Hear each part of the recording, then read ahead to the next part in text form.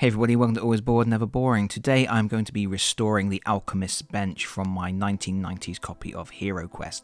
And you can see here, it has all of the same problems that we've seen in other pieces of furniture that I have restored. We've got crumpled card, cracked card, a paint job that I want to redo. There are nubs on the plastic element that need to be taken off. So we're going to do some of the same things we've done before. For the card bit, I'm going to squash it flat. I have shown that in several other videos. I'm not going to show it again in this video just to keep this video a little bit shorter.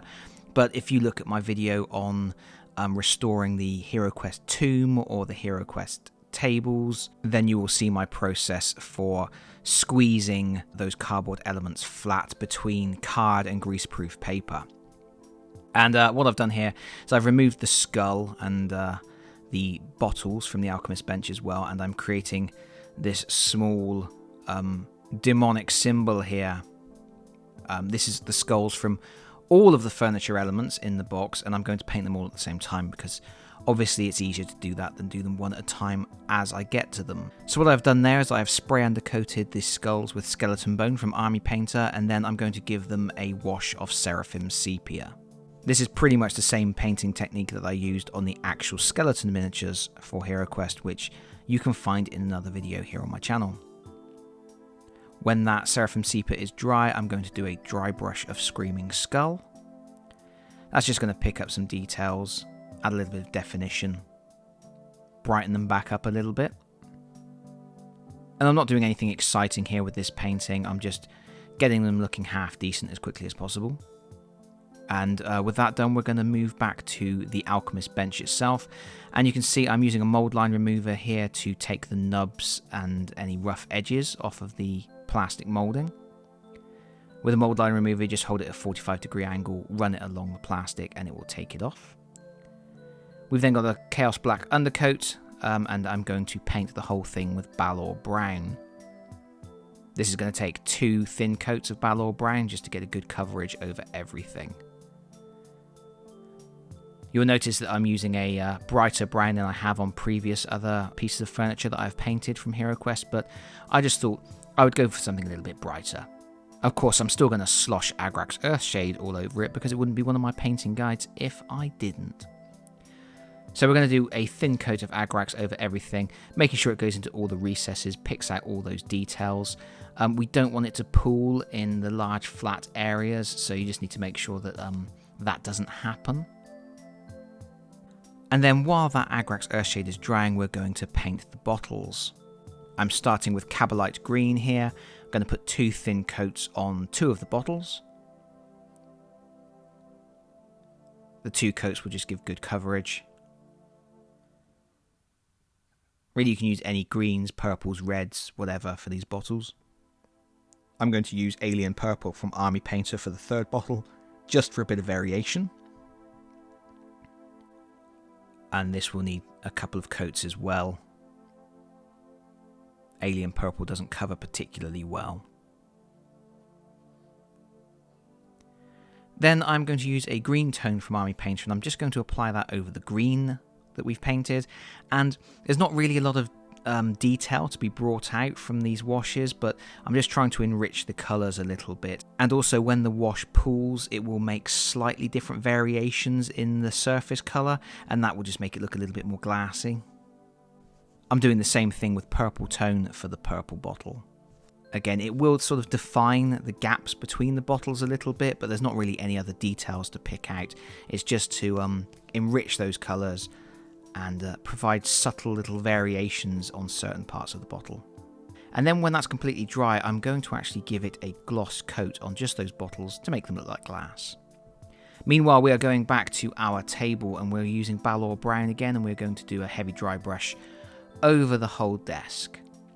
This will help to pick out all those edges again, brighten things back up a little bit more.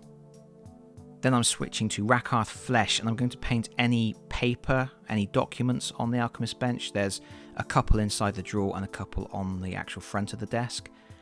They will get a coat of that. And then I'm going to use Ulthuan Grey on the quill.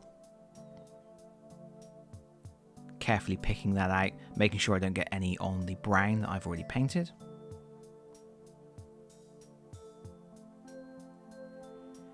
And then I'm going to use Balthazar Gold for the 2 pots on the table. I really like Balthazar Gold. It's a coppery sort of gold, and when you put a little bit of Agrax on it as well, you get a nice sort of aged copper look that I really like, so I use it quite a bit. It's also got really nice coverage. You can usually get away with a single coat of Balthazar Gold if you're in a hurry.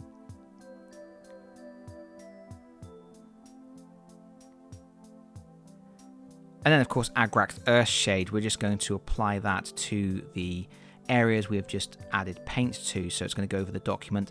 And this document actually has some molded lettering on it. So the Agrax Earthshade will run into that lettering and bring out those little details. And then we will also put it on the feather and the pots as well. And then we're going to paint the scales, which are also part of this Alchemist bench. I'm going to use Mornfang Brown. Mornfang Brown is a nice dark, rich brown colour. I'm going to paint 2 coats of that on the base and the stem of the scales. Just making sure I get a good, nice, even coverage over all of that.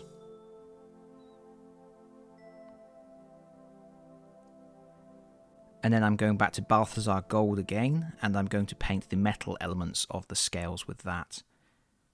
As I mentioned before, it's just a nice sort of coppery gold colour that I really like.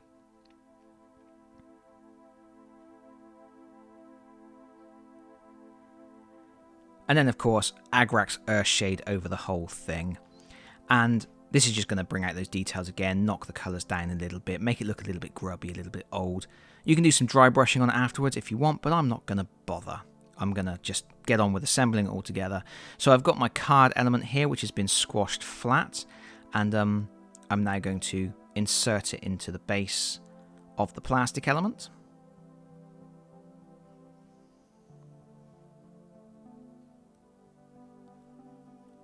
Like so.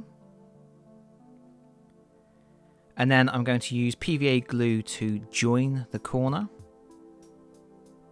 where the 2 ends of the card meet.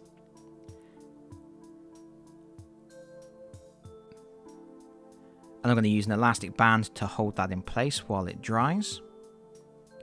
And then I will also use the PVA glue on the bottom of the card area just to seal the exposed card. This just adds a little bit of rigidity, also stops moisture and things getting into the card. And then I'm going to touch up any cracks on the card element by using a combination of Fire Dragon Bright and Balor Brown, just roughly mixing them together to get a close approximation of the colouring on the printed card. And this is just to colour in any exposed areas of cards, so any cracks or little tears or marks, but also the corner where the 2 ends of the card join will get some of this on there as well. And this just finishes it off. If you want to, you can do a really good job of matching up the colouring, but I just do a close approximation and then get on with my life. And there you go, that's it with all of the paint applied. It doesn't look too bad. We now just need to add the other elements that are on the desk, so we need to replace the skull that we painted earlier.